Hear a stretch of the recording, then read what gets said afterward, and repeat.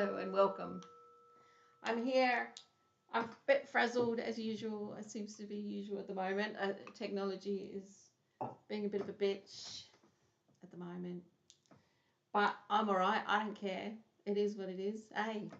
But I don't know if what the sound's like. I sort of fiddled with it a bit, trying to get the sound good. But I'm in a new posse because I have my dear ex-husband on board in the house, and we've had to move the house around a bit, so we've got a new scenery, and you might hear the cars going past out there, and Mowgli's come to say hello. Come and say hello, Mowgli, but don't jump on the laptop. All right, so I don't really know what I'm doing today. I haven't had a chance. We had a wonderful time this morning. I've got a little dance class that we do in Walkerville. Get in touch if you want to do a yummy dance class. We have such fun. But today we had a special guest teacher. I usually take the class, but today we had a special guest teacher, and his name is Botia. And we did some lovely African moves, and everyone enjoyed it. We had a lovely time. And we'll probably do that every 3 months. So keep informed, and we'll let you know when it's happening again. And I also asked him if he'd come on my podcast. Of course, anyone who wants to come on my podcast can come on. It's such fun having chats, and hopefully more and more people will realize how awesome it is. And before you know it, we'll be having 10 people watch maybe. So anyway, I didn't know what to talk about. My brain's a bit like I better not wobble the camera. Scrambled eggs, that's what it feels like at the moment. But so then last resort, we haven't looked at the pumpkin pot for a while, because that was a bit of a thing we did when we were going to choose a topic, which we'd pull one out of the pumpkin pot, because I put a whole load of topics in there early on. And so I thought, seeing as I didn't know what to do, I thought I'll go to the pumpkin pot. And I'll just talk about whatever I pull out. Excuse me, puss. Aliens. Aliens, okay. I could cheat and pull out another one. But aliens it is. All right. So, if there's anyone out there in internet land, I think I've got the chat going, so it doesn't look quite right. So I hope you can chime in if you're are out round and about and you're listening in, and we can have a bit of a chat about aliens. Yes, so aliens are a bit of an in thing at the moment, aren't they? Depending on where you're looking, like just ordinary life, there's not much, but once you've been down the great conspiracy rabbit holes, of which the reason that they're called rabbit holes is you start tumbling down, and then before you know it, they're going off in all directions, and you follow this one out to the Jesuits, and this one out to the pedophilia rings, and this one, like there's just lots of them, all right, about medicine, about all the different areas that have been compromised, and it's pretty overwhelming. So I've been sort of trying to inform my ex-husband, who's staying with me, and we looking at some videos. We both share videos with each other. I'm getting I was going to say initiated, but it sounded too serious. Like I've been educated on Eckhart Tolle, who's a sort of a new thought, new age spiritual teacher. And so, just trying to find the points of connection and the points of understanding. And it's really good because there's really lots of really interesting things he's got to say. And it's interesting for me to sort of work out what fits with me and what doesn't, and why. And, because he talks a lot about not identifying with the ego, the part of you that is sort of all about me, and trying to be successful and everything, to be able to sort of transcend that And so it sort of connects in a bit with the ideas of the kingdom and of Christianity. Uh, so yeah, finding that interesting. Why am I talking about that? I can't remember.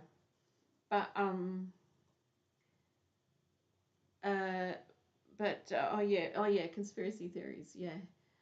So the sort of longer that I sort of live in this world of conspiracy theories, like you have to find a way to process it and live with it. And that's what I was talking about, Tim, with because we're looking at some of the dark stuff around the pedophilia rings and the blackmail rings and the MK Ultra mind control stuff. And it's pretty dark and heavy stuff once you kind of look into it. And once you sort of see enough evidence to sort of be convinced that although you can't really see it, you see enough to sort of think, all right, there's something going on. There's something very dark and very nefarious going on. It takes a bit of processing. Once you accept that, it takes a bit of processing to kind of, it's like anything big, you know, that it's like, for instance, if somebody is told that they've been adopted, that they're not the blood child of their parents, you have a whole history and a whole experience of who you are that you have to then, it has to all change because, I mean, you know, there's a lot of things wouldn't change. I don't know if that's a good example, but I don't know if you know what I mean. It's like like you carry the world around in your head, you know, the world that you believe in, and that when big things challenge that picture of reality, it's a process to renew that. But it's just a process, and then you get a new picture of reality, and then you're hunky dory. And yeah, so part of one of the paths in that whole conspiracy theory journey is about aliens and about there's this idea that somebody stumbled upon a plan, some secret papers. Was that something left in a photocopier or something? I seem to remember. I can't remember. I'll have to look into it again. It's been a while, but a plan that they called Operation Bluebeam, which is the plan to have a fake alien invasion as a means, because with the globalists, like the whole idea of the grand conspiracy theory is that there are people in very powerful places in the world, but that are very concealed and hidden, that are obscenely wealthy and have been planning for certainly for hundreds of years that we know about. But I think people sort of hypothesize about it being longer. I don't know what evidence we got for that, but um, uh, there's certainly kind of a lot of evidence popping up here in different places over the last couple of hundred years, three, four, well, like yeah, this I mean the late 1700s is the Illuminati that actually existed in known history, but there seems to be a lot of things leading up to that, and a lot of these different groups and secret societies that have this mission to rule the world. Um, and and that's the sort of end goal, is to world have a global state. Um, so yeah, that's why a lot of people got freaked out over COVID, because you started to realize a lot of this stuff and look into it and see that COVID was part of that plan. But so then there's this other plan, which is the idea of, as I say, Operation Bluebeam, which is using holograms to fake an alien invasion. And you're a bit distracting, aren't you? So to fake an alien invasion, right? So so it's hard to know if, you know, like there was a whole lot of revelations recently. It's funny, like once you sort of get on this path of like truth seeking, like you got to really sharpen your skills at discerning truth or not, and feeling when people are being honest is really important.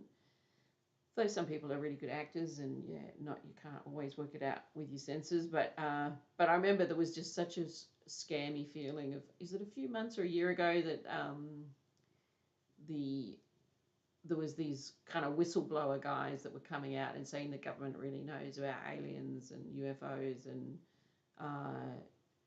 sort of that like bolstering that whole picture of that the government are in, because there's a whole storyline where the government's in cahoots with the aliens, that the aliens are here and that they've joined forces with the government, made deals with the government, that there's big underground places where the aliens live or something. I don't know. It kind of gets like, it's one of those things that like you look, the further you look, the more things are revealed and the more sure people are that it's all part of reality. But how do you know? So I think there's been I feel like there's been a lot of effort put into creating this mythos of the aliens, and sort of in a way giving young people an alternative to the Bible and to God by giving them this other sort of heavenly beings that are sometimes seen as sort of godlike figures, and that they're bringing this sort of heavenly wisdom to the earth, and there's this idea that they're waiting for us to be evolved enough, and that they're just trying to stop us from blowing ourselves up with nuclear weapons. And it feels like to me, yeah, like it's in that sort of mythos realm of the mind, and it's trying to create something, some sort of alternative dream to hold on to if you haven't got God to hold on to.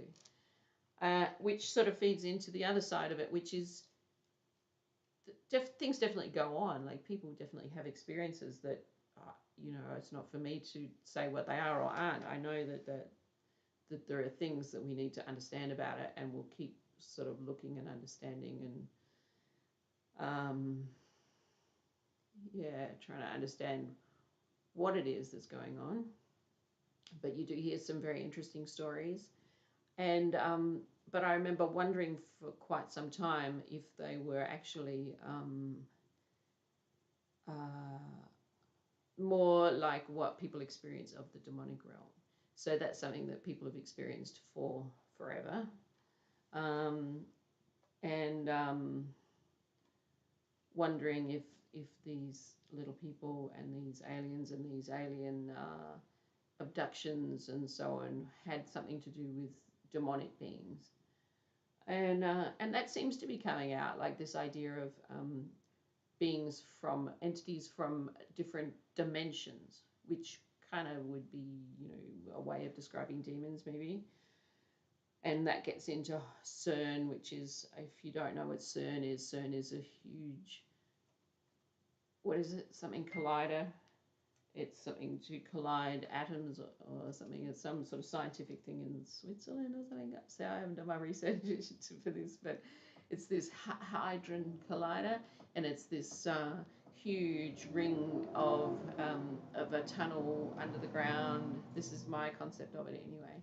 That's like goes for miles and miles, and that they shoot kind of particles, like it's all very sciencey, and that I remember when they were first setting it up, people were really upset and saying this might be the end of the world. They might blow up the world, like they're interfering with reality on such a profound level, smashing atoms against each other. No, it couldn't be atoms, because that would be like splitting the atom, wouldn't it? Molecules? I don't know. I'll have to look it up. Look up CERN. Go and do your own research. So CERN, but that there's been this association with CERN that they are actually making contact with entities from different realms, different dimensions, and are creating a doorway for them to come in, which is a bit freaky. That's a bit freaky. And there was a whole lot of things around CERN, like they did this sort of opera that was all very artsy, but it sort of lent into something a bit strange and demonic that made you feel like maybe they are going a bit that way. And they've got a statue of Shiva in their courtyard, which there was things about that. What was it? But there was this sort of video that someone had got up on the internet that nobody knows where it came from or its authenticity. It was sort of claimed that it was just a prank, but it was of a sort of a ritual, a sacrificial ritual going on. Someone's filming down into the courtyard where the statue of Shiva is, and they all got cloaks on, and someone takes a knife and stabbing someone. So who knows what's going on? Who knows? But the alien demon thing, I have come across people more recently. Like there was a guy who was a avid alien researcher and hunter, and was obsessed with that whole thing, and was part of that whole world. And he became a Christian, I think. I can't remember how it worked, but anyway, he sort of became aware that that these aliens are demons. That's what he came to the understanding of. And the big evidence for that is that when people have these alien abduction experiences, that that if somebody knows the authority of Jesus' name and they use it, like tell it to get out in Jesus' name, that they go, or they disappear, or suddenly the abduction experience will vanish and they'll find themselves in their bed. So who knows? It's certainly, you sort of get the impression that no, not just the impression. It feels pretty clear, like the whole conspiracy theory of there being a great conspiracy where they're trying to create a global government to rule everyone in the world, to have supremacy.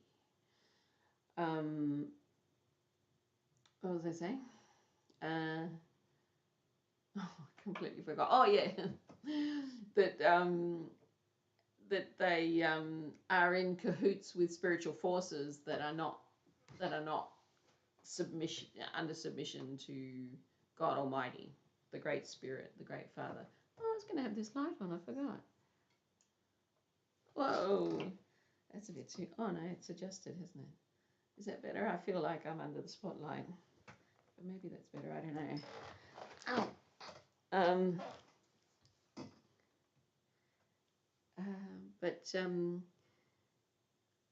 Yes, in cahoots with the demonic forces. It reminds me of a dream I had years ago, like 2014. I had this dream. I woke up from a dream one day, and it was very sort of like, an unusual dream that kind of left a big impression on me. And it started off that there was a telephone, like an old-fashioned telephone, that I'd lift up the receiver, and I realized there was sort of static and white noise, and then I realized that I could hear voices in the background. Ah, no, don't bite me. Ow! There were voices in the background. Why are you doing that? You're cross with me. There was voices in the background, and so I sort of went to put the phone down because I thought, oh well, that's somebody else having a conversation. And then I got the message like, no, I want you to listen to this, like it was God speaking to me. And so I listened, and it was a conversation between the demonic forces and the elites who are instigating this new world order that they're trying to put in place over the whole world. And that they were making plans for what was coming up next. And I'll have to find the whole dream later, but some other time, and I can read it because I wrote it down. But yeah, those weird things like bread. There was a loaf of bread, and I remember lifting up the top, and there was wires in it, and it had some sort of transmitter in the bread. What else? Was there anything else so interesting? Like, it was a very profound dream, but I'll have to go back. But anyway, it left that impression that this idea that there are people who are accessing the demonic realm. And that's why you hear about this idea, like the movie Eyes Wide Shut, that sort of people see as the reason that he died. They feel like, what was his name? I'm a bit pathetic today. I'm sorry. The guy who made the movie Wise Eyes Wide Shut, that he sort of met his demise through making that film, because it was kind of exposing the kinds of things that they do, which is that they have these kind of rituals, spiritual rituals to obtain spiritual power without having to go through God. And so that when you access spiritual powers not through God, then you're going to find yourself in the company of other entities that don't want to submit to God. And you'll make a little pact, and yeah, that's how it all happens. So, but I feel like things are coming to a head, and that there's such a great awakening of everybody realizing what's going on, that it feels very hopeful to me. Like, as I said, as you sort of working it all out, you can go through some pretty dark stuff and some pretty dark times. And that's why I think a lot of people are finding God in that, because it's like, if there's no God and there's just this real darkness and these very dark people and these evil kind of agendas and things and plans, and there's no God in the midst of that, it's like, that's pretty dark. And so yeah, it's like in the dark there's like this clarity. As the evil gets stronger, then there's this clarity of like, I don't want that, I don't want to be any part of that. But while it's all sort of covered and it's not clear, you're sort of like, oh yeah, it doesn't really matter. Like, you might hear rumors of weird things or corruption, you don't mind because you're just busy living your life. But it's like, as it gets starker I said, and darker, then it always reminds me of the story of when in Africa, when there was that terrible war of the Tutsis, Hutus and the Hutus and the Tutsis.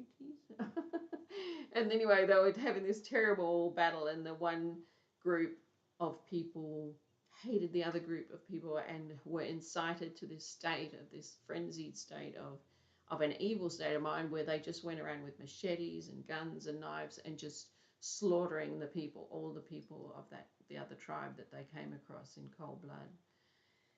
And actually probably it was hot blood. They were all pretty revved up, I think. But I remember hearing this guy talking about a book that he'd written called something about Saved by Angels or something, because he'd had this amazing experience of being saved by angels in the midst of that. But he talked about this idea of that when evil is gets sort of full blown, you're really confronted with a choice. You have to make a choice under those kinds of conditions, and it becomes very simple where you're going to align yourself. When there's a lot of grey areas, it's maybe not so clear, but it's in those heightened times when the dark gets really dark and the light gets really bright that it can be very simple to know where you align. And so there's something really good about that. And I feel really positive about the future, and that a lot of this kind of evil side is all just sort of smoke and mirrors, and trying to create impressions and illusions and delusions to keep people ensnared. But it's always like, if you follow truth and love and goodness and God's ways, and you understand your relationship with God, and that under the authority of Jesus in the kingdom of God, the devil has no authority, has no power. And so he can only kind of trick you to come out of it, or trick you to lay down that power and authority.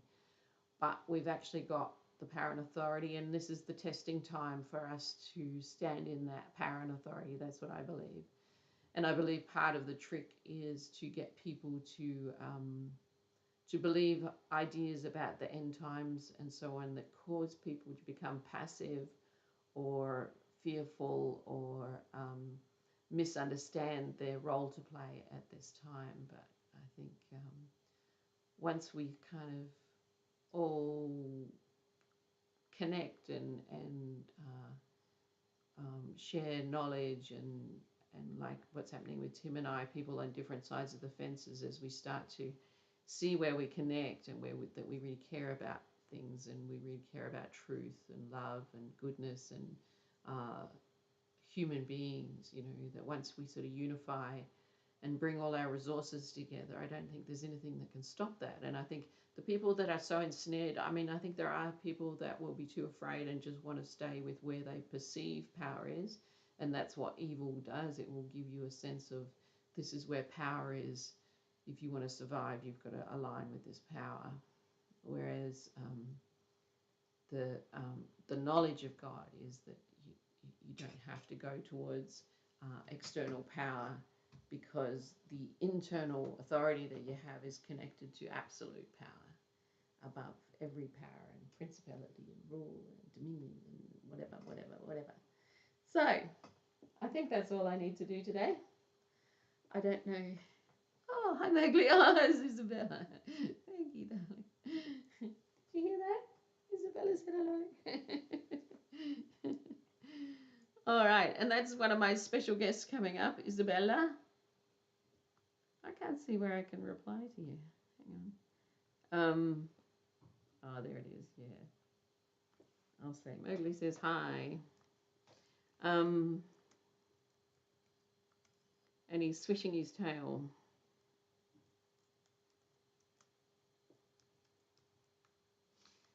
So one of my darling friends, Isabella, who's just messaged me because she knows Mowgli very well. She's going to come on the podcast one day soon, aren't you, Isabella? Are you there? With a swish of the tail. Yeah.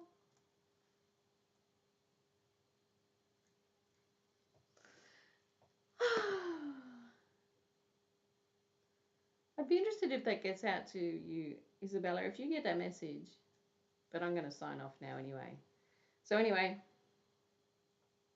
I'll take my glasses and look into the shining light. All right, everyone.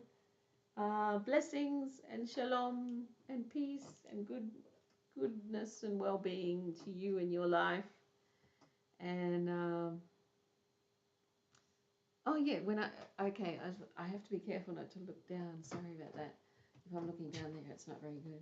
For some reason, I don't want to sign off. But I guess that, if nobody's watching, it doesn't really matter.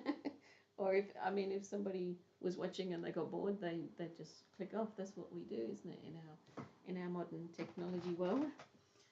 But anyway, I will sign off. I'll go and make dinner for me and Tim.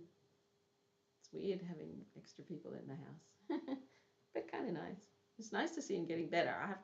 I'm hoping to get Tim to come on and have a chat one day and talk about his journey with his health concerns and interesting stories about medication. That's like one of my big passions, is helping people get off medication. I think that's really awesome. And he's been able to do that so far, so it's pretty good. All right. See you guys.